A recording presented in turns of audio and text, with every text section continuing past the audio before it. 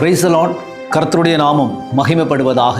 இந்த நல்ல காலை நேரத்தில் வேத வார்த்தையுமாய் உங்களை சந்திப்பதில் நான் மகிழ்ச்சியாக இருக்கிறேன். இன்று நான் உங்களோடு பேச விரும்புகிற காரியம் 112ஆம் சங்கீதம் 2வது வசனம். அவன் சந்ததி பூமியில் பலத்திருக்கும், செம்மையானவர்களின் வம்சம் ஆசீர்வதிக்கப்படும். தேவனுடைய பிள்ளைகளே, இன்று இந்த வேத பகுதி மூலமாக நாம் அறிந்து கொள்வது என்னவென்றால், தேவனுக்கு விருப்பமாயிருக்கிற தன்னுடைய சந்ததி பூமியில் பலத்திருக்கும் என்று இந்த வேதத்தில் தெளிவாக சொல்லப்படுகிறது. இன்னைக்கு நிறைய நேரங்களில் தலைமுறைகளை குறித்து, தன்னுடைய குழந்தைகளை குறித்து அவதிப்படுகிற அநேகரை நாம் பார்க்க முடியும்.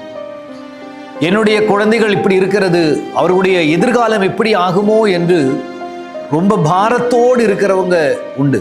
ஆனா வேதம் சொல்கிறது,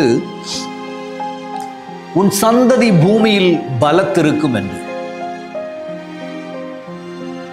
தேவனுடைய சமூகத்தில் ஒரு ஸ்திரீ அழுது தன்னுடைய வேதனை மூலமாக தான் நொறுக்கப்பட்ட சில வேதனைகளை, பிரச்சனைகள் மூலமாக அன்னாள் என்கிற ஸ்திரீ தேவனுடைய ஆலயத்தில் சென்று மனம் கசந்து அழுகிறாள். அதன் பலமாக தேவன் ஒரு குழந்தையை அன்னாளுக்கு கொடுக்கிறார். ஆனா அந்த குழந்தை சில நாட்கள் முடிந்த பிறகு தேவனுடைய ஆலயத்திற்கென்று அவள் கொடுத்து விடுகிறதை நாம் பார்க்க முடியும். ஆனா அந்த குழந்தையிடத்தில் தேவன் பேசுகிறதை வாசித்து கேட்டிருக்கிறோம். ஆனால் அந்த இடத்துல நீங்க பாருங்க, தேவனுடைய வார்த்தை இல்லாமல் இருந்த இடத்திலும் தேவன் அன்னாளின் குழந்தையிடத்தில் தேவன் பேசினாராம்.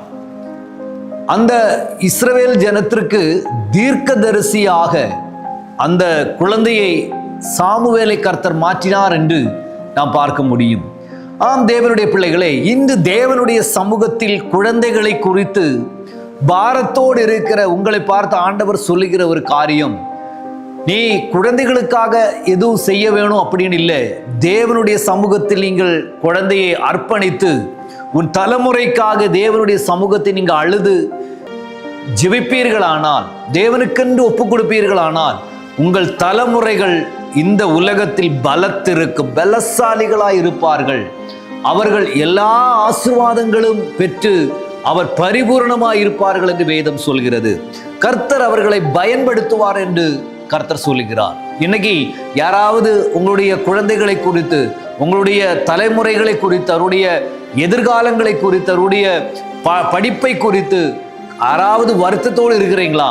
ஆண்டவர் இன்னைக்கு உங்களை பார்த்து சொல்லுகிறார், உன்னுடைய சந்ததியை நான் பலக்க பண்ணுவேன், பெருக பண்ணுவேன், ஆசீர்வதிப்பேன் என்று கர்த்தர் சொல்லுகிறார். அவருடைய சமூகத்தில் நீங்க விட்டு கொடுத்துட்டு, ஆண்டவரே நீங்க தந்த இந்த தலைமுறைகளை, இந்த குழந்தைகளை ஆண்டவரே நீரே ஆசீர்வதிக்கணும், நீங்க தான் பாதுகாக்கணும், யாரெல்லாம் விட்டு கொடுத்து அவர் கரங்களில் ஒப்பு கொடுப்பீர்களோ, ஆண்டவர் இன்னைக்கு உங்களை பார்த்து சொல்லுகிறார், உங்கள் கவலைகள் எல்லாம் மாற்றி வையுங்கள், உன் சந்ததியை நான் பலப்படுத்துவேன் என்று சொல்லுகிறார். நான் உங்களுக்காக ஜெபிக்கிறேன். நீங்கள் என்னோடு சேர்ந்து ஜெபிப்பீங்களா? ஆண்டவர் இன்னைக்கு உங்களுடைய எல்லா காரியங்களிலும், உங்கள் தலைமுறைகளிலும் தேவனுடைய மகிமை இறங்க பண்ணுவார். நல்ல ஆண்டவரே, இந்த நல்ல நேரத்திற்காக உம்மை நன்றியோடு துதிக்கிறோம்.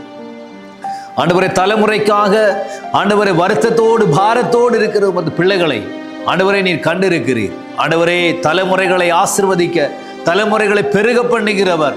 ஆண்டவரே, அவர்களை எல்லா நிலைகளிலும் நீர் மகிமைப்படுத்த வல்லவராய் இருக்கிறேன். உமது கரங்களில் ஒப்படைக்கிறேன். நான் ஆசீர்வதித்து ஜெபிக்கிறேன் இயேசுவின் நாமத்தில் எங்கள் பிதாவே. ஆமென், ஆமென். God bless you. கர்த்தர் உங்களை ஆசீர்வதிப்பார்.